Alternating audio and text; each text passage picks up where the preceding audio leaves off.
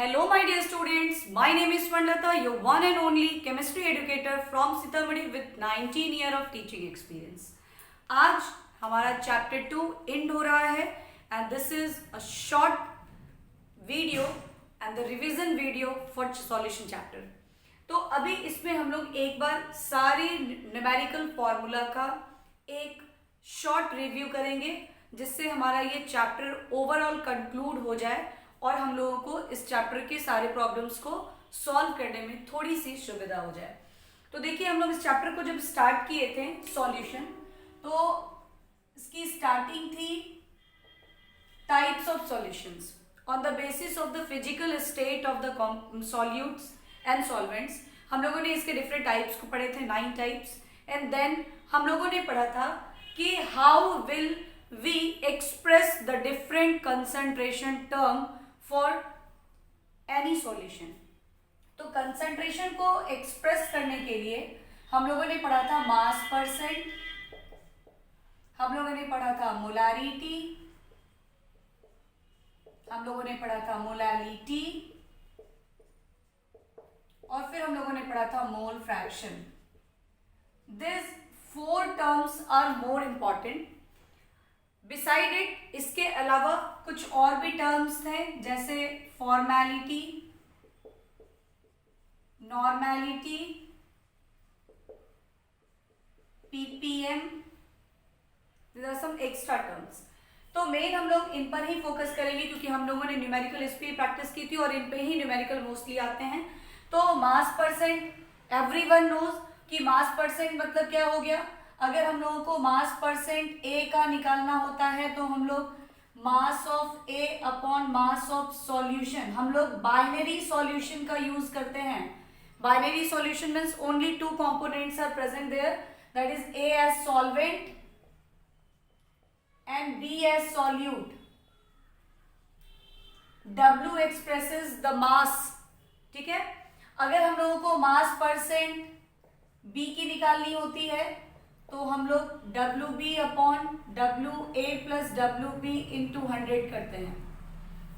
तो ये तो हो गई मास परसेंट की बात। फिर हम आते हैं मोलारिटी। मोलारिटी होता है the number of moles of solute dissolve in 1 litre of the solution. It means कि इसके लिए जो मेन फॉर्मूला होता है वो होता है NB upon V in litre, और अगर वॉल्यूम मिलीलीटर में गिवन होती है तो number of moles weight by molecular weight of solute होता है, volume of solution if is in ml, तो हम उसको लीटर में कन्वर्ट करके ये फॉर्मूला लाते हैं। This is the main formula for molarity. लेकिन अगर यहाँ पर सॉल्यूट की मास डायरेक्टली इन ग्राम न देके परसेंटेज में दी हुई हो और वो परसेंट एक्सप्रेशन अगर W/W का हो तो हम लोगों ने इसके लिए फॉर्मूला डिराइव किया था x into D into 10/mb।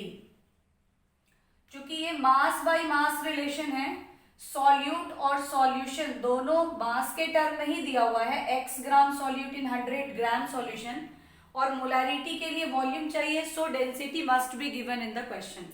तो जितनी परसेंटेज दी हुई होगी इंटू जितनी डेंसिटी दी हुई होगी सॉल्यूशन की इंटू 10/mb हम लोग करते हैं। And if x% W/V is given, तो ऐसे में मोलारिटी x इंटू 10/mb, यहाँ डेंसिटी की जरूरत नहीं है बिकॉज सॉल्यूशन की मेजरमेंट जो है वो 100 ml ऑलरेडी वॉल्यूम टर्म में है। तो ये 3 फॉर्मूला हमारा मोलारिटी से रिलेटेड होता है। अगर 2 बाइनरी सॉल्यूशंस हैं और उनकी मोलारिटी दी हुई है तो उनके मोलारिटी और वॉल्यूम का प्रोडक्ट जो होगा वो ऑलवेज इक्वल होगा, यानी M1V1 is equals to M2V2। And if 2 और more solutions are mixed together, 2 या 2 से ज्यादा सॉल्यूशंस को मिक्स कर देते हैं, तो मिक्सचर की जो मोलारिटी होती है वो हम लोग इस तरीके से निकालते हैं अपॉन V। और ये V यहाँ कैसे निकलता है, तो जितने भी वॉल्यूम्स हैं सारे वॉल्यूम्स को हम लोग ऐड कर देते हैं। तो this are some formula related to molarity. ये इसकी जो वीडियो है वो इंट्रोडक्शन ऑफ सॉल्यूशन चैप्टर की फर्स्ट जो वीडियो मेरी है उसमें इसके बारे में बिल्कुल डिटेल में है। ये सारे फॉर्मूला को डिराइव भी किया गया है और इन पर बेस्ड न्यूमेरिकल्स को भी किया गया है। आप उससे एक बार फिर से, अगर जिन बच्चों ने नहीं किया है वो उससे प्रैक्टिस कर लेंगे। नेक्स्ट हम लोग आते हैं मोलालिटी। तो यहाँ एक बात हम लोगों ने देखा कि मोलारिटी जो है वो वॉल्यूम डिपेंडेंट क्वांटिटी है, यानी अगर टेम्परेचर चेंज हो रही है तो since volume depends on temperature, तो अगर टेम्परेचर चेंज होती है तो मोलारिटी भी चेंज हो जाएगी। So it is temperature dependent quantity, हम लोग ऐसा बोल सकते हैं। फिर हम लोग आते हैं molality. Molality is expressed by small m। इसकी यूनिट, मोलारिटी की यूनिट होती है मोल पर लीटर, बट मोलालिटी की यूनिट होती है मोल पर केजी। यहाँ पर जो मेजरमेंट होता है वो मास और मास के रिस्पेक्ट में ही होता है, और यहाँ सॉल्यूट सॉल्वेंट के रिस्पेक्ट में मेजर होता है। तो यहाँ आप देखिएगा कि अगर हम मोलालिटी की बात करते हैं तो it is the number of moles of solute by mass of solvent in KG. So the unit become mole per KG. इसकी यूनिट होती है मोल पर केजी, ठीक है। और चूंकि यहाँ पर पूरा 1 केजी सॉल्वेंट में number of moles of solute है, तो मोल्स ऑफ सॉल्यूट की जो क्वांटिटी होगी वो कम होगी with respect to this molarity term. तो अगर आपसे पूछता है कि 1 मोलर और 1 मोलर सॉल्यूशन में which is the higher concentration, तो हम कहेंगे molarity. Out of molality and molality which is more preferable, तो हम बोलेंगे molality, because it is temperature independent. ये वॉल्यूम पे डिपेंड नहीं करता है, इसलिए टेम्परेचर इंडिपेंडेंट है। इसको अगर हम और एक्सपैंड करें तो इट बिकम WB/MB। WA अगर ग्राम में दिया हुआ है तो हम इसको किलोग्राम में चेंज करेंगे, so the formula become this. तो this is the main formula for molality and this is the main formula for molarity. अब यहाँ भी अगर आपके पास x% W/V गिवन है, तो देखिए यहाँ पे सॉल्यूशन फिर वॉल्यूम के रिस्पेक्ट में है, एंड हमें यहाँ पे क्या चाहिए, सॉल्वेंट की मास चाहिए। तो हम लोग क्या करेंगे, हम लोग यहाँ पर डेंसिटी क्वेश्चन में बिल्कुल से बिल्कुल दिया हुआ होगा, उसके हेल्प से मोलारिटी को डिटरमाइन करेंगे, and the formula become x into 1000 by MB 100 D minus x. X is the percentage given and D is the density of the solution given in the question. तो ये हो गया molarity निकालने का when the percentage of the solute is given with respect to W/V term। और अगर ये x% W/W के फॉर्म में होगी, तो चूंकि ये मास के ही रिस्पेक्ट में मेजरमेंट दी हुई है, तो वेरी सिंपल हम लोग molality x into 1000 upon MB into 100 minus x। ये फॉर्मूला कैसे आया है, ये अगर आप लोग जानना चाहते हैं, देखना चाहते हैं, तो आप लोग स्वर्णा केमिस्ट्री क्लास के सॉल्यूशन के पार्ट 1 टॉपिक पे चले आएंगे, आपको ये डिराइव फॉर्मूला मिल जाएगा और आप बहुत अच्छे से बिल्कुल क्लियर कॉन्सेप्ट के साथ समझ जाएंगे कि कहाँ हम लोगों को कैसे कौन सा फॉर्मूला को यूज करना है। तो ये आपके कुछ कंसंट्रेशन टर्म थे, ये मोलारिटी, ये मास परसेंट, ये मोलालिटी, और एक हमारा है mole fraction. Mole fraction means the ratio of mole, ठीक है। मोल फ्रैक्शन का मतलब हो गया कि अगर it is express in term of x, अगर हम लोगों को मोल फ्रैक्शन A का निकालना है, मीन्स सॉल्वेंट का निकालना है फॉर द बाइनरी सॉल्यूशन, तो it become Na/Na plus NB। और अगर हम XB निकालना चाहते हैं तो it become NB/Na plus NB। And after adding this to XA plus XB we will get 1। तो ये हम लोगों को याद रखना है, and it has no any unit, क्योंकि ये मोल और मोल का रेशियो है, इसलिए मोल फ्रैक्शन की कोई यूनिट नहीं होती है, ठीक है। इस मोल फ्रैक्शन टर्म का यूज हम लोग इस चैप्टर के Henry's law and relative lowering of vapour pressure is one of the colligative property, वहां करेंगे। और इस मोलालिटी टर्म का यूज हम लोग elevation in boiling point and depression in freezing point which is another type of colligative property, वहां करेंगे, ठीक है। और ये मोलारिटी टर्म जो है वो आपको हेनरीज लॉ में भी यूज हो जाएगा और बाकी अदर जगहों पर भी कहीं कहीं पे यूज होना है। तो मोस्टली ये 2 टर्म जो है इस चैप्टर में बहुत ज्यादा यूज होने वाले हैं। तो ये सारे टर्म, कंसंट्रेशन टर्म हम लोगों को याद रखनी है। और रह गई बात फॉर्मेलिटी, तो formality is just similar to molarity, इसके बारे में कुछ अब पढ़ना नहीं होता है, बिकॉज जब आयनिक कंपाउंड्स की 1 यूनिट की हम कंसंट्रेशन मेजर करते हैं ना मोलारिटी के टर्म में, तो वो फॉर्मेलिटी के टर्म में ही एक्सप्रेस हुआ करता था पहले, बट अब मोलारिटी टर्म का ही यूज होता है। और नॉर्मेलिटी और मोलारिटी के एक रिलेशनशिप से आप नॉर्मेलिटी को डिटरमाइन कर सकते हैं, which is normality is equals to molarity into valency. जो भी कंपाउंड या एलिमेंट है उसकी जितनी वैलेंसी है उसको मोलारिटी से मल्टीप्लाई करने पे वी गेट नॉर्मेलिटी। तो इस तरह से इनसे रिलेटेड अगर कोई भी न्यूमेरिकल्स हमारे होते हैं तो हम लोग इसको इसी तरीके से सॉल्व कर सकते हैं। अब हम लोग आते हैं इसके बाद नेक्स्ट जो हमारा टॉपिक था, जो हम लोगों ने पढ़ा था solubility. Solubility of,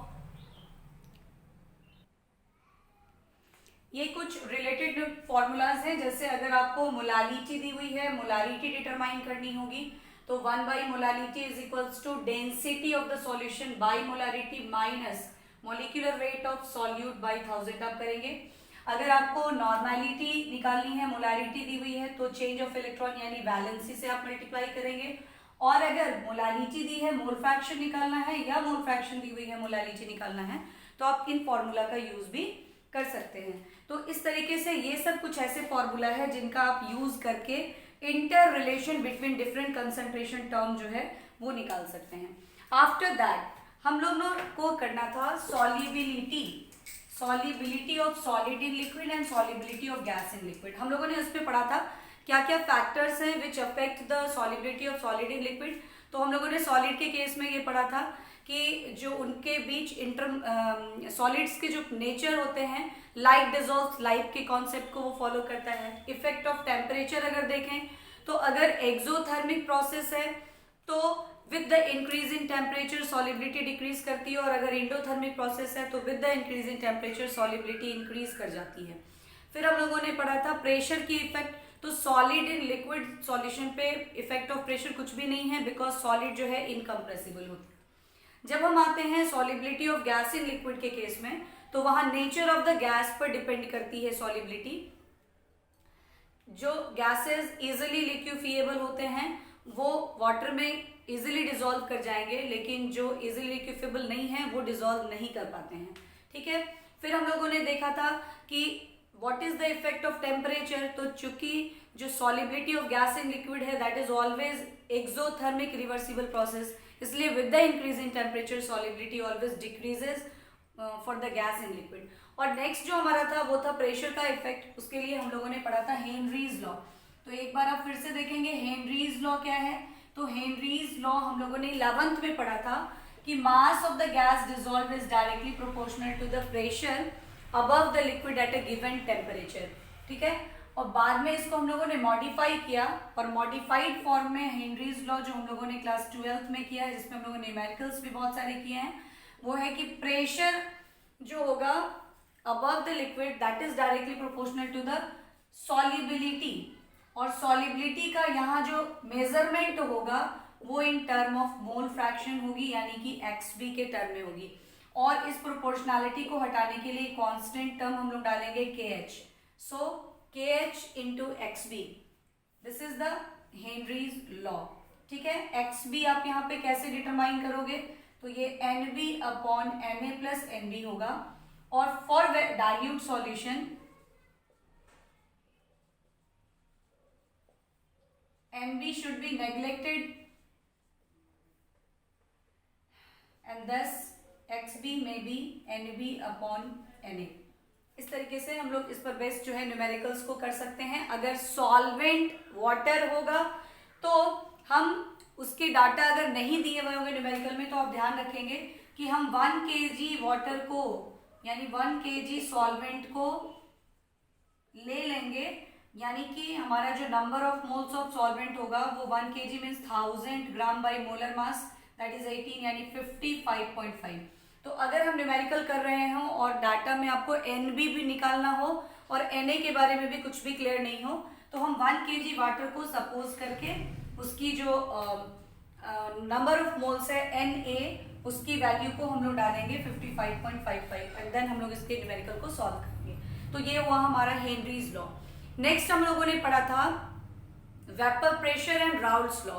vapour pressure हम लोगों ने पढ़ा था कि जो भी सॉल्वेंट्स होते हैं वो वॉलेटाइल नेचर के होते हैं। जब वो वेपर फॉर्म करते हैं और they are in equilibrium at a given temperature, तो जो वेपर प्रेशर एग्जर्ट करता है on the liquid surface that is called vapour pressure. Raoult's law का कहना था कि अगर दोनों ही component, if both the components are volatile, यानी लिक्विड इन लिक्विड सॉल्यूशन की बात अगर हम करेंगे तो ईच कंपोनेंट, राउल्ट्स लॉ हम लोगों ने दो केस में पढ़ा था। For volatile components, volatile case में हम लोगों ने पढ़ा था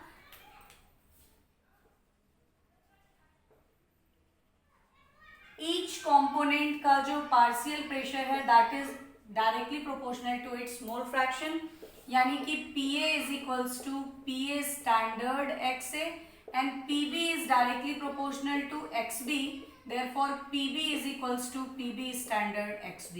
ठीक है, यहाँ पे PA is the partial pressure of solvent, this is PB is the partial pressure of solute, PA standard is the partial pressure of pure solvent when no any other components are mixed with. PB standard is the partial pressure of pure solute, XA is the mole fraction of solvent and XB is the mole fraction of solute. तो अगर हम P calculate करना चाहेंगे तो that become PA plus PB, यानी जो total vapour pressure होगी solution की वो दोनों के वेपर प्रेशर का सम होगा। सो it become PA standard XA plus PB standard XB। तो अगर mole fraction in liquid phase हम लोग निकालना है, हम लोगों को mole fraction in liquid phase निकालना है, तो हम लोग फॉर्मूला बहुत नॉर्मली जानते हैं कि XB become NB upon NA plus NB, और अगर हम XA निकालते हैं तो that is NA upon NA plus NB। But जब हम लोग मोल फ्रैक्शन निकालना चाहते हैं in vapour phase, mole fraction in vapour phase, तो यहां हमारा फॉर्मूला क्या हो जाएगा, यहां हमारा फॉर्मूला हो जाएगा XA become PA by P and XB become PB by P। PA means PA standard XA upon PA standard XA plus PB standard XB, and this become PB standard XB upon PA standard XA plus PB standard XB। देखिए, जो भी student first time मेरे इस video को देख रहे हैं उन्हें लग रहा होगा कि मैम ये क्या फास्टली बता रही हैं। तो देखिए, अगर आप पूरे सॉल्यूशन चैप्टर को बहुत अच्छे से कमांड करना चाहते हैं तो मेरी ऑलरेडी 11 और 12 वीडियोस बन चुकी है प्रीवियस, जिसमें सारे इंडिविजुअल टॉपिक्स को बहुत ही अलग अलग पार्ट्स में क्लैरिफाई किया गया है, बहुत ज़्यादा कॉन्सेप्ट क्लियर किया गया है। आप वहां से उसको देखने के बाद जब इस वीडियो को देखेंगे तो एक पूरा कॉन्सेप्ट आपका सॉल्यूशन चैप्टर का बन जाएगा and this chapter become very easy to all of you. इसलिए ये वीडियो फर्स्ट टाइम अगर आप देख रहे हैं तो मे भी हो सकता है कि आप लोगों को लग रहा होगा मैम एक ही शॉर्ट में कितनी सारी बातें बताती चली जा रही हैं। तो ये एक रिवीजन क्लास है, इसलिए रिवीजन मीन्स एक शॉर्ट वीडियो सारे टॉपिक्स को एक बार आपके सामने रिव्यू किया जा रहा है। तो this is Raoult's law for volatile components. लेकिन अगर राउल्ट्स लॉ हम लोग करेंगे for non volatile solute, one of the component become non volatile. ठीक है, तो सॉल्यूट अगर हम नॉन वॉलेटाइल लेते हैं like urea, glucose, sucrose, like this, तो वहां पे क्या होता है, अब सॉल्वेंट का कुछ पार्ट जो है वो सप्रेस कर देता है सॉल्यूट, जिसकी वजह से कम वेपर की फॉर्मेशन होती है and vapour pressure become lowers. और वहां जो सॉल्यूशन की वेपर प्रेशर है वो किस पर डिपेंड करती है, only depend upon the mole fraction of solvent, क्योंकि सॉल्वेंट ही वेपर बना रहा है, सॉल्यूट तो बना ही नहीं रहा, तो जो बना नहीं रहा है उस पर डिपेंड कैसे करेगा vapour pressure. So the vapour pressure of solution depends only upon the solvents. ठीक है, तो सॉल्वेंट के मोल फ्रैक्शन के प्रोपोर्शनल होगा, प्रोपोर्शनैलिटी कांस्टेंट जब हम हटाएंगे it become PA standard XA। इसको हम लोग और आगे सिंप्लीफाई करते हैं तो इट बिकम 1 माइनस XB, और फाइनली ये हमको आता है P is equals to PA standard minus PA standard XB। After that PA standard minus P is equals to PA standard XB, and finally PA standard minus P by PA standard is equals to XB. This is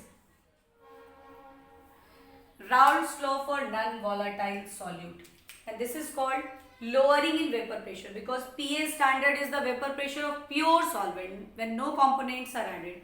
जब ये pure form में है तो ये PA standard है, जब non volatile solute को डाल दिए तो वेपर प्रेशर कम हो गई, सो इट बिकम P. तो this is known as lowering in vapour pressure, और जब उसको डिवाइड कर दिया गया PA स्टैंडर्ड से, so it become relative lowering in vapour pressure, and that is equals to mole fraction of solute. So this is Raoult's law for non-volatile solute. In this form, this Raoult's law is one of the form of Henry's law. क्योंकि Henry's law क्या था? P directly proportional to mole fraction. ठीक है, वहां पे PA standard की जगह जो कांस्टेंट टर्म था दैट इज हेनरीज कांस्टेंट. बस ये डिफरेंस थी, वहां पे PA स्टैंडर्ड नहीं होके वहां पे KH था. सो हम लोग कह सकते हैं कि Raoult's law for non-volatile solute is one of the form of Henry's law.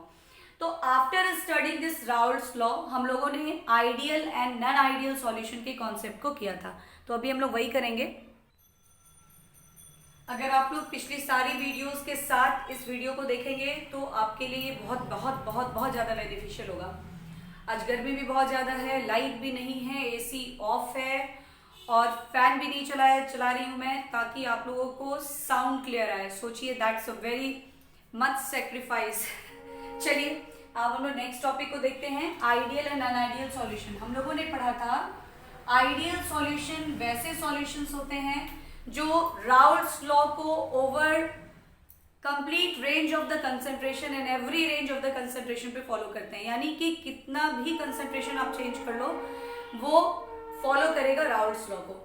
और क्यों फॉलो करता है? क्योंकि जो सॉल्यूट और सॉल्वेंट कंपोनेंट के बीच की इंटरैक्शन फोर्स होती है after the formation of solution, जो सॉल्यूट और सॉल्वेंट के बीच का इंटरैक्शन फोर्स होता है वो बिल्कुल सेम होता है.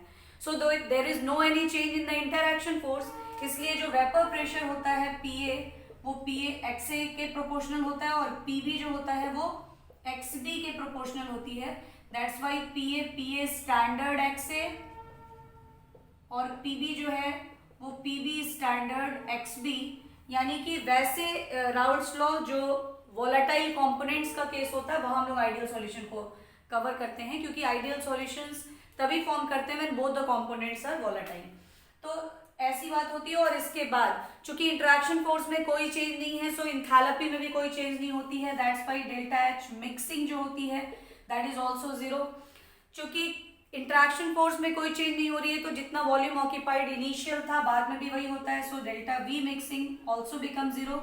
और ग्राफ भी आप लोगों ने इसका देखा था. ग्राफ में हम लोगों ने सॉल्यूट और सॉल्वेंट दोनों के प्लॉट्स को एक साथ ही ड्रॉ किया था. यहाँ जीरो मोल फ्रैक्शन से pure form of mole fraction of solute है एंड इज डायरेक्टली प्रोपोर्शनल, इसीलिए ये जो ग्राफ आता है वो स्ट्रेट लाइन आता है. This is PB standard. In the mole fraction 1 it is in the pure form, so this is PB standard. And this plot expresses PB, that is PB standard XB. यहाँ जब हम लोग XA को 0 लेते हैं और धीरे धीरे वो इंक्रीज करता है mole concentration in term of mole fraction up to 1, तो फिर इसकी वैल्यू जो है वो ऐसी हो जाती है. And this is PA standard. ये हम लोगों ने ग्राफ किया था. This represent PA is equals to PA standard XA. ये प्लॉट में देखिएगा जो ग्राफ बना हुआ था उसमें ये लंबा है और ये शॉर्ट है. ठीक है, तो आप किस कंपोनेंट को हायर कंसंट्रेशन में ले रहे हैं that depends, this graph depends on that. इसलिए आपको कंफ्यूज नहीं होना कि इसमें आपने छोटा कर दिया इसको बड़ा कर दिया, वहां वो बड़ा था ये छोटा था, वो उसकी वजह से. अब सॉल्यूशन की अगर ग्राफ प्लॉट करेंगे तो ये P होगा PA standard PA plus PB, यानी ये दोनों का सम होता है ये. तो आप देखिएगा कि जैसे जैसे कंसंट्रेशंस बढ़ रही है ये वैल्यूज बढ़ रहा है और फाइनली ये ग्राफ आपका प्लॉट हो रहा है. अगर आप चाहें कंफ्यूज नहीं होना है तो आप इस प्लॉट को ही बड़ा रहने दें और ये वाली प्लॉट जो है इसको आप छोटा कर दें, डाउन कर दें. यहाँ हम लोग कर देते हैं इसको ऐसे, like this. This is PA is equals to PA standard XA. So don't be confused here. ये ऐसे होगा और ये this is P, that is PA standard तो ये आइडियल सॉल्यूशन की ग्राफ है। बहुत ही अच्छे से मैंने आप लोगों को इसके कॉन्सेप्ट को क्लियर किया है कि ये ग्राफ क्यों इस तरीके से बनता है। इसके लिए अगर आप जानना चाहते हैं, इसको बढ़िया से समझना चाहते हैं, तो फिर से आप ideal and non ideal solutions topic करके सॉल्यूशन की पार्ट मुझे याद नहीं है, आप स्वर्ण केमिस्ट्री क्लास करके solution ideal and non ideal solution check करेंगे, आपको ये मिल जाएगा। नेक्स्ट हम लोगों ने देखा था non ideal solution. Non ideal solution में हम लोगों ने देखा कि इंटरैक्शन फोर्स जो है में इंक्रीज और डिक्रीज। अभी जो सॉल्यूट और सॉल्वेंट कंपोनेंट्स हैं और बाद में जब सॉल्वेंट कंपोनेंट कंबाइन करते हैं तो उसकी इंटरैक्शन फोर्स या तो कभी बढ़ जा रही है या फिर कभी घट रही है, ठीक है। उस बेसिस पर नॉन आइडियल सॉल्यूशन को दो पार्ट में डिवाइड किया गया था। एक जो non ideal solution showing positive deviation और एक हम लोगों ने पढ़ा था शोइंग नेगेटिव डेविएशन। तो पॉजिटिव डेविएशन कब होती है? जब वेपर प्रेशर इंक्रीज कर जाए, और ये इंक्रीज कब करेगा? व्हेन इंटरैक्शन फोर्स डिक्रीज कर जाए। यानी पहले से जो कंपोनेंट्स थे उनमें इंटरैक्शन फोर्स था और जब दोनों कांटेक्ट में आए ना तो बॉन्ड टूट गई उनके बीच, like ethanol and water. Ethanol में पहले से हाइड्रोजन बॉन्ड है, वाटर डाला गया तो बॉन्ड टूट गई, तो इंटरैक्शन फोर्स कम हो गया। व्हेन इंटरैक्शन फोर्स डिक्रीजेस तो क्या हुआ? Vapour pressure increases and that's why PA greater than PA standard XA and PB greater than PB standard XB, ठीक है। अब चूंकि ऐसा हो गया कि वेपर प्रेशर इंक्रीज कर गई तो इसका मतलब है कि वॉल्यूम भी एक्सपैंड कर रहा होगा, तो V2 ग्रेटर देन V1 हो जाएगा and that's why delta V mixing also greater than 0, यानी वो वैल्यू पॉजिटिव हो जाएगी। और चूंकि यहाँ बॉन्ड टूट रहा है तो बॉन्ड के टूटने में एनर्जी रिक्वायर्ड होती है, एंथैल्पी रिक्वायर्ड होती है, सो डेल्टा H मिक्सिंग जो होगी ये भी पॉजिटिव हो जाएगी क्योंकि बॉन्ड टूटता है तो एनर्जी रिक्वायर्ड होती है, यानी प्रोसेस बिकम इंडोथर्मिक। तो इंडोथर्मिक होने की वजह से यहाँ पर ऐसा होगा। नेक्स्ट आता है नेगेटिव डेविएशन के केस में, जब तो यहाँ इंटरैक्शन फोर्स बढ़ जाता है। जैसे क्लोरोफॉर्म एंड, अगर हम क्लोरोफॉर्म एंड बेंजीन को या क्लोरोफॉर्म एंड इथेनॉल को लेते हैं, एसीटोन को लेते हैं, तो एसीटोन के O और क्लोरोफॉर्म के H के बीच हाइड्रोजन बॉन्ड की फॉर्मेशन हो जाती है, एक न्यू बॉन्ड फॉर्म कर जाता है। सो इंटरैक्शन फोर्स इंक्रीज करने से वेपर प्रेशर डिक्रीज करती है और जो PA होता है that less than PA standard XA and PB become less than PB standard XB, ठीक है। और चूंकि जब इंटरैक्शन फोर्स कम हो गया तो वॉल्यूम कम हो जाती है, सो यहाँ जो डेल्टा V मिक्सिंग है वो आपको लेस देन 0 यानी नेगेटिव हो जाता है। चूंकि यहाँ बॉन्ड फॉर्म कर रही है so energy releases, enthalpy releases, so delta H mixing जो होती है वो नेगेटिव हो जाती है बिकॉज प्रोसेस बिकम एक्सोथर्मिक। तो इस तरह से ये आइडियल और नॉन आइडियल सॉल्यूशन का कॉन्सेप्ट है। इनके एग्जाम्पल्स जो है वो एक दो एग्जाम्पल मैंने अभी बताया और बाकी एग्जाम्पल्स आप एनसीईआरटी से या फिर मेरी पिछली वीडियो जो है आइडियल एंड आइडियल सॉल्यूशन की वहां से चेक कर सकते हैं। ग्राफ में आपको सिर्फ चेंजिंग मिलेगी कि जब पॉजिटिव डेविएशन होगा तो ये स्ट्रेट लाइन नहीं होके कर्व लाइन होगा जो अपवर्ड चला जाएगा, ठीक है, लाइक दिस, ऐसे ऐसे ही हो जाएगा। और जब नेगेटिव डेविएशन के केस में हम लोग आते हैं तो ये कर्व लाइन होगी जो डाउनवर्ड चली जाएगी। बस ये डिफरेंस होगा इनके ग्राफ में। अब जो भी सॉल्यूशन पॉजिटिव डेविएशन शो करते हैं वो मिनिमम बॉइलिंग एज़ोट्रॉप फॉर्म करेंगे और जो नेगेटिव डेविएशन शो करते हैं वो मैक्सिमम बॉइलिंग एज़ोट्रॉप फॉर्म करेंगे। यानी अगर आपको एग्जांपल याद है पॉजिटिव डेविएशन वाले का और नेगेटिव डेविएशन वाले का तो आप एज़ोट्रॉप्स के भी एग्जांपल्स को कर सकते हैं, उनके टाइप्स की। अब एज़ोट्रॉप्स क्या है? तो the solution mixture of the two solutions, ठीक है, या आप कह सकते हैं दो सॉल्यूशन की ऐसी mixture which boils at a constant temperature and distil unchanged in their composition. अगर दो लिक्विड्स है, अलग अलग लिक्विड्स है, दोनों की बॉइलिंग पॉइंट डिफरेंट है, दोनों को मिक्स किया गया तो वो एक ही कांस्टेंट बॉइलिंग पॉइंट पे बॉइल करे और उस बॉइलिंग पॉइंट पर उनके कॉम्पोजिशन में कोई चेंज नहीं है, तो ऐसे मिक्सचर ऑफ लिक्विड्स को हम लोग बोलते हैं, ऐसे सॉल्यूशन के मिक्सचर को हम लोग बोलते हैं एज़ोट्रॉप्स। ये दो तरह के होंगे, that is maximum boiling azeotrope and minimum. Maximum boiling azeotrope होंगे जो नेगेटिव डेविएशन शो करने वाले सॉल्यूशन हैं और पॉजिटिव डेविएशन जो शो करते हैं वो आपको बनाएंगे मिनिमम बॉइलिंग एज़ोट्रॉप। तो इस तरह से ये एक पोर्शन हमारा कंप्लीट हुआ। अब हमारा पार्ट आता है कॉलिगेटिव प्रॉपर्टी, उसको भी हम लोग देखते हैं। वीडियो थोड़ा बड़ा तो बनेगा क्योंकि चैप्टर भी थोड़ा बड़ा है, इसलिए पेशेंसली इसको वॉच कीजिए और देखिए लास्ट तक, एंड तक देखिए, क्योंकि अभी कॉलिगेटिव प्रॉपर्टी जस्ट स्टार्ट ही हो रही है। देखिए कॉलिगेटिव प्रॉपर्टी हम लोगों ने पढ़ा था सॉल्यूशन की ऐसी प्रॉपर्टी जो नंबर ऑफ सॉल्यूट पार्टिकल्स पे डिपेंड करती है, not on the nature of the solute particle. ठीक है, यानी कितने पार्टिकल्स सॉल्यूट्स के हैं उन पर जो प्रॉपर्टी डिपेंड करती है, दैट इज कॉलिगेटिव प्रॉपर्टी। तो ये प्रॉपर्टी तभी कंसिडरेशन में होगा when the solute is non volatile. ठीक है, तो इस बेसिस पर हम लोग 4 कॉलिगेटिव प्रॉपर्टीज पढ़ने वाले हैं, that is relative lowering in vapour pressure. ये जितने भी कॉलिगेटिव प्रॉपर्टीज है सबकी इंडिविजुअल वीडियो बनी हुई है। अगर आप इसको डिटेल में जानना चाहते हैं तो आप स्वर्णा केमिस्ट्री क्लास के सारे इंडिविजुअल वीडियोस को वॉच कर सकते हैं। आप टॉपिक का नाम देंगे, चैप्टर का नाम देंगे, आपको वीडियो आ जाएगा। Relative lowering in vapour pressure, elevation in boiling point, depression in freezing point, और लास्ट है हमारा osmotic pressure. Relative lowering of vapour pressure है when non volatile solute is added to the pure solvent. जो हम लोगों ने Raoult's law for non volatile solute पढ़ा था, जस्ट वो सेम केस है कि जब नॉन वोलेटाइल सॉल्यूट को प्योर सॉल्वेंट में डालते हैं तो वेपर प्रेशर जो होती है सॉल्यूशन की वो कम हो जाती है, क्योंकि जो नॉन वोलेटाइल सॉल्यूट है वो प्योर सॉल्वेंट के कुछ पार्ट को कैप्चर करते हैं और सरफेस के सॉल्वेंट को वेपर बनाने से रोकते हैं। तो जब वेपर कम फॉर्म करेगा तो वेपर प्रेशर भी कम होगा।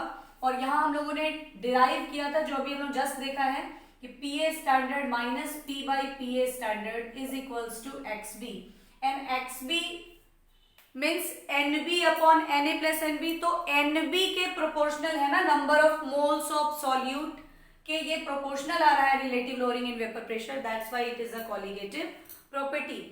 आगे जो डिटेल आपको जानना है आप पिछली वीडियो को देख लेंगे। अब देखिए कि जब वेपर प्रेशर कम डिक्रीज करेगी on addition of the non volatile solute, तो चूंकि vapour pressure and boiling point is inversely proportional, तो जब वेपर प्रेशर कम होगा तो बॉइलिंग पॉइंट क्या होगा, इंक्रीज कर जाएगा। और जब बॉइलिंग पॉइंट इंक्रीज करेगा तो that is called elevation in boiling point. तो एलिवेशन इन बॉइलिंग पॉइंट को हम लोग डेल्टा टीबी से एक्सप्रेस करते हैं, and this delta TB is equals to what, elevation हुई, यानी सॉल्यूशन की बॉइलिंग पॉइंट ज्यादा होती है तो TB S minus TB naught. और जब इसको हम लोग मैथमेटिकली रिलेट करते हैं relative lowering of vapour pressure से, जिसकी पूरी रिलेशन के साथ डिराइवेशन मैंने किया है, ये topic elevation in boiling point में आप वहां देख सकते हैं, वो हमारा आता है delta TB is equals to K B into molality. This is the formula for elevation in boiling point. तो बॉइलिंग पॉइंट है क्या, तो the temperature at which the vapour pressure of the liquid equals to the atmospheric pressure. यानी अगर जब हम graph plot करते हैं and this become 1 atm which is a standard pressure, तो हमारा ग्राफ सॉल्वेंट के लिए कुछ ऐसा आता है और सॉल्यूशन के लिए कुछ ऐसा आता है।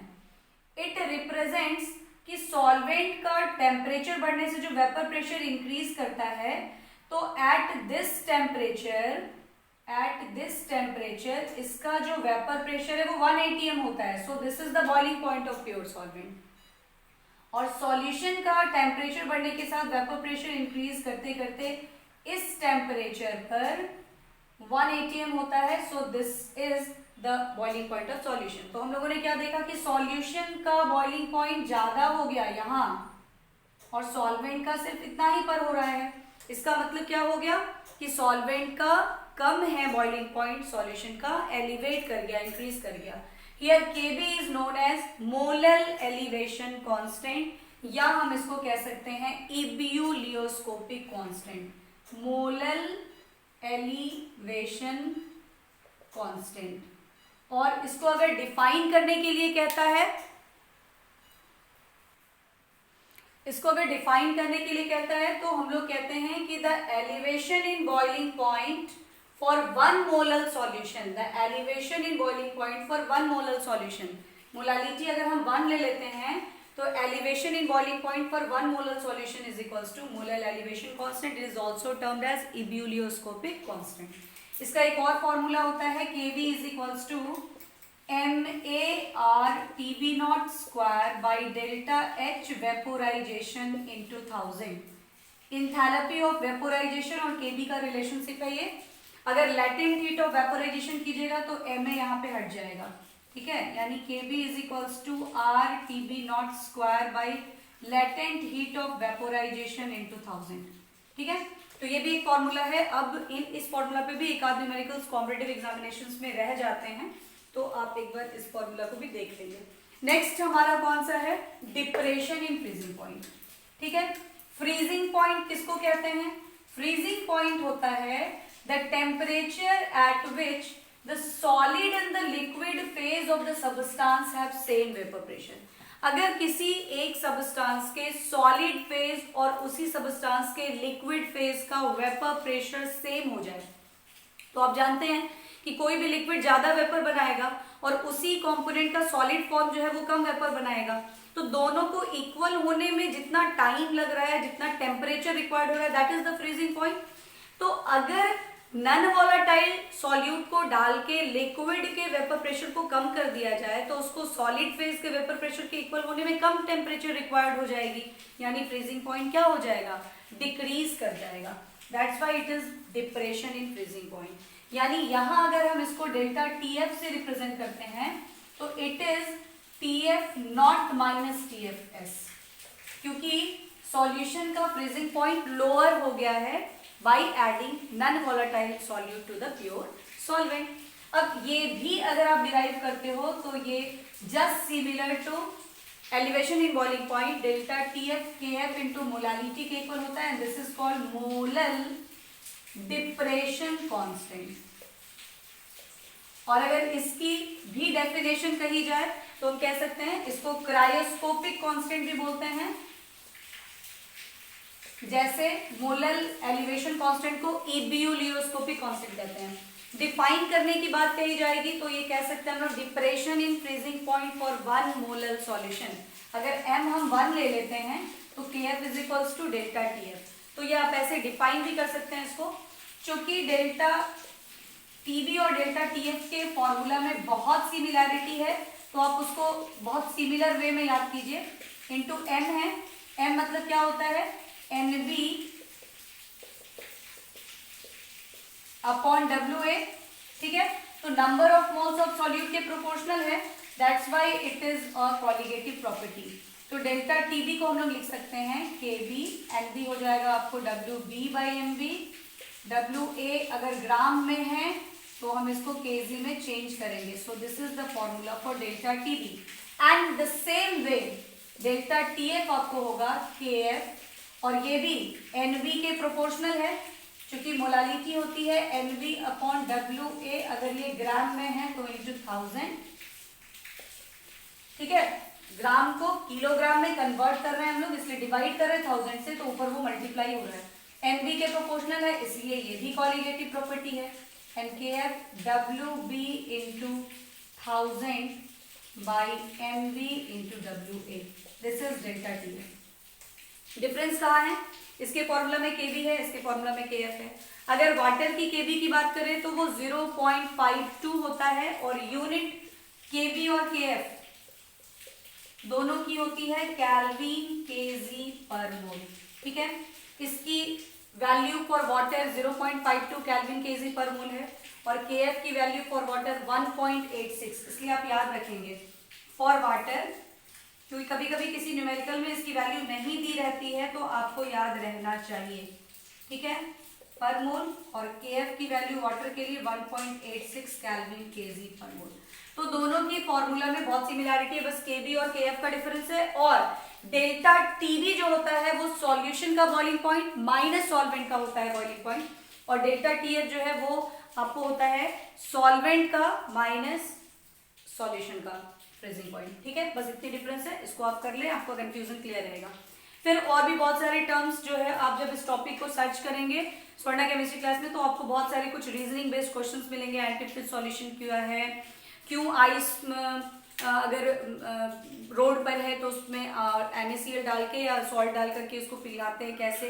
फिर जो आइसक्रीम वाले जो सेलर्स होते हैं उनके आप देखेंगे कि टैंक में नमक की बोरी डाली हुई रहती है। इस तरह के बहुत सारे और भी रीजनिंग्स वगैरह जो हैं, वेपर प्रेशर से रिलेटेड भी कुछ रीजनिंग आप जब उस पर्टिकुलर टॉपिक को सर्च करेंगे आपको मिलेगा।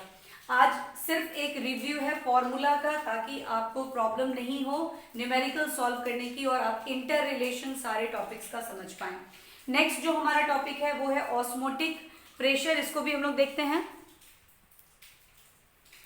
देखिए ऑस्मोसिस जो होता है it is a process of movement of solvent from solvent to solution through a semi permeable membrane. यानी सॉल्वेंट की movement concentration, lower concentration of solution से हायर कंसंट्रेशन की तरफ होती है जब सेमी परमिएबल मेम्ब्रेन, तो that is called osmosis. It is a natural and spontaneous process, अपने आप ये होता रहता है। तो अगर हम सॉल्यूशन साइड में प्रेशर डालेंगे सो दैट ये ऑस्मोसिस की प्रोसेस रुक जाती है, तो that pressure is called osmotic pressure. ये ऑस्मोसिस और ऑस्मोटिक प्रेशर जो है ना, इस पर भी दो पार्ट में वीडियो बनी हुई है। एक में इसकी पूरी थ्योरी है, दूसरे में पूरे न्यूमेरिकल्स हैं, तो आप उस पर इसकी और डिटेल आप पढ़ लेंगे इसको। हम लोग ऑस्मोटिक प्रेशर को जब बार्कली एंड हार्टली मेथड के हेल्प से एक्सपेरिमेंटली इसका मेजरमेंट किए, देन इट इज फाइंड कि जो ये पाई है यानी ऑस्मोटिक प्रेशर जो है सॉल्यूशन के कंसंट्रेशन और टेम्परेचर पे डिपेंड करती है। तो by combining this two form हम लोगों को मिला था डायरेक्टली प्रोपोर्शनल टू Ct और एक कांस्टेंट टर्म आया था R, तो CRT, this pi is equals to CRT where C is molarity. देखिए अभी हम लोगों ने एलिवेशन इन बॉइलिंग पॉइंट और डिप्रेशन इन फ्रीजिंग पॉइंट में मोलारिटी टर्म किया। रिलेटिव लोडिंग और वेपर प्रेशर में मोल फ्रैक्शन के इक्वल था, तो वहां mole fraction concentration term use हुआ। हेनरीज लॉ में भी मोल फ्रैक्शन यूज हुआ। यहाँ आपको मोलारिटी टर्म यूज होगी बिकॉज कंसंट्रेशन यहाँ पे इन टर्म ऑफ मोलारिटी है NB/VRT। ये भी NB के प्रोपोर्शनल है, so it is a colligative property. तो आपको तीनों कंसंट्रेशन टर्म जो है वो यूज हो रहा है बार बार न्यूमेरिकल्स में डिफरेंट कॉलिगेटिव प्रॉपर्टीज में, इसलिए आपको मोलारिटी और मोल फ्रैक्शन ये तीनों टर्म को बहुत अच्छे से समझ लेना है। तो ये है आपका ऑस्मोटिक प्रेशर। इससे रिलेटेड बहुत सारे हाइपोटोनिक, हाइपरटोनिक, आइसोटोनिक सॉल्यूशंस क्या है, प्लाज्मोलाइसिस क्या है, हेमोलाइसिस क्या है ना, क्यों ये मोर प्रिफरेबल है, इस तरह से रिलेटेड बहुत सारे जो रीजनिंग्स हैं वो आपको इसके इंडिविजुअल वीडियो जब आप चेक करेंगे सॉल्यूशन में ऑस्मोटिक प्रेशर वहां मिल जाएगी, आप वहां पे देख सकते हैं जिन बच्चों ने इस टॉपिक को नहीं किया है। अब हम लोगों ने अभी जितने भी कॉलिगेटिव प्रॉपर्टीज पढ़े वहां हम लोगों ने non electrolytic and non volatile solute को यूज किया। अब जब हम इलेक्ट्रोलिटिक सॉल्यूट को यूज करेंगे तो यहाँ पे नंबर ऑफ पार्टिकल्स में एसोसिएट्स और डिसोसिएट्स, अगर डिसोसिएशन होगी तो पार्टिकल्स के नंबर इंक्रीज कर जाएंगे और अगर एसोसिएशन होगा तो पार्टिकल्स के नंबर डिक्रीज कर जाएंगे। तो due to increase and decrease in the number of particle colligative property भी चेंज होगी। अगर नंबर ऑफ पार्टिकल इंक्रीज किए कॉलिगेटिव प्रॉपर्टी इंक्रीज कर जाएगी, अगर डिक्रीज किए कॉलिगेटिव प्रॉपर्टीज भी डिक्रीज कर जाएगी। तो जब कॉलिगेटिव प्रॉपर्टी में ये चेंज आएगी तो that colligative properties is called abnormal colligative property. और कॉलिगेटिव प्रॉपर्टी मोल्स के प्रोपोर्शनल होती है number of moles of solute के, तो मोलर मास के वो इनवर्सली प्रोपोर्शनल होगा क्योंकि Mb क्या होता है WB/Mb। तो कॉलिगेटिव प्रॉपर्टी Mb के इनवर्सली प्रोपोर्शनल है। तो अगर डिसोसिएशन होगा तो कॉलिगेटिव प्रॉपर्टी बढ़ेगा, मोलर मास घटेगा। अगर एसोसिएशन होगा कॉलिगेटिव प्रॉपर्टी घटेगा, मोलर मास बढ़ेगा। तो this is called abnormal colligative property या एबनॉर्मल मोलर मास। ठीक है। अब अगर 100% डिसोसिएशन है तो जितने एन बनेंगे ना, जितने आयंस बनेंगे वही आपको जो है मल्टीप्लाई हो जाएगा सारे कॉलिगेटिव प्रॉपर्टी। यानी जितने भी कॉलिगेटिव प्रॉपर्टी हम लोगों ने पढ़ी यानी PA standard minus P/PA standard, वो एक नए टर्म के साथ मल्टीप्लाई होगा। This is called van Hoff factor. इसको हम लोग कहते हैं वैन हॉफ फैक्टर। ये फैक्टर आपको ये बता रहा है कि जो इलेक्ट्रोलाइट है, जो इलेक्ट्रोलिटिक सॉल्यूट है, वो किस एक्सटेंट तक, कितने परसेंटेज तक डिसोसिएट या एसोसिएट कर रहे हैं। ठीक है, अगर 100% डिसोसिएशन हो रही है तो ये आई जो है जितने नंबर ऑफ आयंस है यानी n के इक्वल हो जाएगी। अगर 100% एसोसिएशन है तो वो 1/n के इक्वल होगी, क्योंकि i की वैल्यू ग्रेटर देन 1 होती है अगर डिसोसिएशन हो रहा है, और i की वैल्यू लेस देन 1 होती है अगर एसोसिएशन हो रहा है, और i की वैल्यू 1 होती है when neither association nor dissociation. ठीक है, तो अगर 100% डिसोसिएशन है तो n टाइम इंक्रीज करा, जितना n उतना i, और अगर 100% एसोसिएशन है तो i is equals to 1/n। लेकिन अगर 50%, 20%, 30% डिसोसिएशन है तो यहाँ i जो है वो डिग्री ऑफ डिसोसिएशन या डिग्री ऑफ एसोसिएशन पे डिपेंड करेगा।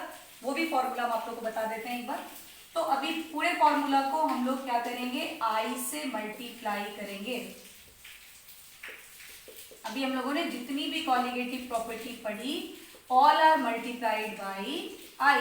ठीक है, तो i अगर 100% डिसोसिएशन की बात होगी तो n के इक्वल होगा, यानी जितने आयंस बन रहे हैं उसके, और अगर 100% एसोसिएशन है तो 1/n के इक्वल होगा। बट अगर 100% डिसोसिएशन नहीं है तो alpha dissociation is equals to i minus 1/n-1 से हम लोग i को कैलकुलेट करेंगे। अगर 50% डिसोसिएशन है तो अल्फा हो जाएगा 0.5, यहाँ वैल्यू पुट करेंगे, जो इलेक्ट्रोलाइट होगा वो जितने आयंस देंगे उससे n मिलेगी और हम i निकाल लेंगे।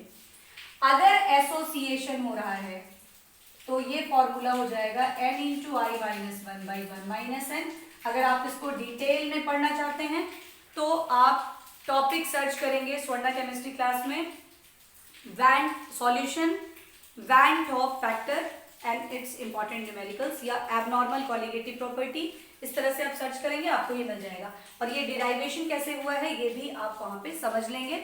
आप वैल्यू पुट करेंगे अल्फा की, जितनी परसेंटेज डिसोसिएशन है। ठीक है, अगर 50% है 0.5, 30% है 0.3, क्योंकि 50% इज 50/100, 30% इज 30/100। तो आप अल्फा की वैल्यू डालेंगे, n की वैल्यू पुट करेंगे, i कैलकुलेट कर लेंगे। तो इस तरह से i की वैल्यू से मल्टीप्लाई होकर के ही आपका ये न्यूमेरिकल बने। अब अगर आपको मान लीजिए एक क्वेश्चन पूछता है कि out of the following 0.1 m NaCl, 0.1 m urea and 0.1 m K2SO4, इन तीनों में अगर आपसे पूछता है कि आउट ऑफ द फॉलोइंग किसकी बॉइलिंग पॉइंट मैक्सिमम है, किसकी बॉइलिंग पॉइंट मैक्सिमम है, तो जिसमें एलिवेशन इन बॉइलिंग पॉइंट सबसे ज्यादा हो रहा होगा उसका ज्यादा होगा, यानी कॉलिगेटिव प्रॉपर्टी। अब आप देखिए कि ये जो कॉलिगेटिव प्रॉपर्टी है ये इलेक्ट्रोलिटिक और नॉन इलेक्ट्रोलिटिक सॉल्यूट का मिक्सचर है आपके क्वेश्चन के एग्जाम्पल में। तो जब इलेक्ट्रोलिटिक सॉल्यूट होगा तो वहां पे कॉलिगेटिव प्रॉपर्टी I से मल्टीप्लाई हो जाएगा, है ना। तो इस केस में आप देखिए कि NaCl जो है Na+ और Cl-, यानी यहाँ पे N 2 है तो I की वैल्यू 2 हो जाएगी, यानी जो कॉलिगेटिव प्रॉपर्टी है ये 2 से मल्टीप्लाई हो जाएगा। इस केस में यूरिया नॉन इलेक्ट्रोलिटिक है तो इसकी वैल्यू इतनी ही रह जाएगी। और K2SO4 में जब आप आएंगे तो ये 2K+ प्लस SO4 2-, यानी कि N की वैल्यू 3 तो I की वैल्यू 3, यानी ये कंसंट्रेशन टर्म I से 3 से मल्टीप्लाई। तो सबसे ज्यादा जिसमें आयंस फॉर्म करेगा उसकी बॉइलिंग पॉइंट सबसे ज्यादा होगी, लाइक इसकी सबसे ज्यादा होगी, उसके बाद और सबसे कम इसकी। अगर आपसे पूछता है कि डिप्रेशन इन फ्रीजिंग पॉइंट, यानी फ्रीजिंग पॉइंट सबसे लोअर किसकी है, तो चूंकि बॉइलिंग पॉइंट एलिवेशन होता है तो कॉलिगेटिव प्रॉपर्टी में फ्रीजिंग पॉइंट डिप्रेशन होती है। तो जिसका बॉइलिंग पॉइंट मैक्सिमम था ना उसकी फ्रीजिंग पॉइंट मिनिमम होगी, यानी ये आपको maximum boiling point and minimum freezing point show करेगा। देन ये होगा और लास्ट में ये होगा। तो इस तरह के क्वेश्चन ऑब्जेक्टिव में बहुत सारे आते हैं, आपको दे देता है कि out of the following which has maximum boiling point, which has minimum freezing point. हाँ, अगर उल्टा पूछ दे किसका मिनिमम बॉइलिंग पॉइंट है तो इसमें मिनिमम बॉइलिंग पॉइंट हम इसका बोलेंगे जिसमें आयोनाइजेशन बिल्कुल ही नहीं हो रहा है, आयंस एक ही है, नहीं एक्स्ट्रा आयंस फॉर्म कर रहे हैं। और फ्रीजिंग पॉइंट बोलेगा किसका मैक्सिमम है, ज्यादा किसका है, तो चूंकि जस्ट रिवर्स हम कर देंगे, जिसका फ्रीजिंग पॉइंट मिनिमम है, ठीक है, वो उसका बॉइलिंग पॉइंट मैक्सिमम है, और जिसका बॉइलिंग पॉइंट मिनिमम है उसका फ्रीजिंग पॉइंट मैक्सिमम है, यानी इसका क्या हो जाएगा, फ्रीजिंग पॉइंट मैक्सिमम। उल्टा करना है। तो बस ये ध्यान में आपको रखना है कि बॉइलिंग पॉइंट एलिवेट करता है, तो मैक्सिमम बॉइलिंग पॉइंट बोलेगा निकालने के लिए, तो जिसके पास सबसे मैक्सिमम आयंस बनेंगे उसकी बॉइलिंग पॉइंट मैक्सिमम होगी। जिसका फ्रीजिंग पॉइंट मिनिमम बोलेगा तो वहां भी वही बात होगी, जिसके नंबर ऑफ आयंस ज्यादा बनेंगे उसकी फ्रीजिंग पॉइंट मिनिमम होगी। अगर उल्टा पूछता है तो आप उल्टे तरीके से देखेंगे। अगर मिनिमम बॉइलिंग पॉइंट पूछ रहा है तो जिसमें आयन सबसे कम फॉर्म करेगा उसकी मिनिमम होगी, और अगर मैक्सिमम फ्रीजिंग पॉइंट पूछ रहा है तो यहां भी वही, जिसका सबसे कम आयन फॉर्म करेगा उसका फ्रीजिंग पॉइंट। ठीक है, तो ऑस्मोटिक प्रेशर में भी फिर वैसे ही आपको पूछ सकता है, इसमें से पूछेगा आउट ऑफ द फॉलोइंग किसकी ऑस्मोटिक प्रेशर सबसे ज्यादा है, तो जिसका एन सबसे ज्यादा है उसका ऑस्मोटिक प्रेशर सबसे ज्यादा है। Relative lowering of the pressure किसका ज्यादा है, तो उसी का ज्यादा है। जिसके आयंस ज्यादा फॉर्म करेंगे, यानी वहां पर जो आपको कॉलिगेटिव प्रॉपर्टी का कंसंट्रेशन टर्म है वो आई से उतना टाइम मल्टीप्लाई होता है, तो इसलिए कॉलिगेटिव प्रॉपर्टी बढ़ जाएगी। उस रेस्पेक्ट में हम लोग इसके क्वेश्चंस को करते हैं। तो ये आपका एक शॉर्ट रिव्यू पूरे होल सॉल्यूशन चैप्टर का है, इसको अच्छे से देखिए और इसका बेनिफिट लीजिए। और अगर आपको अच्छा लग रहा है तो आप इसको शेयर कीजिए, लाइक कीजिए, एंड तक वॉच करने के बाद इसको सब्सक्राइब भी कीजिए और करवाइए। Okay, thank you, bye.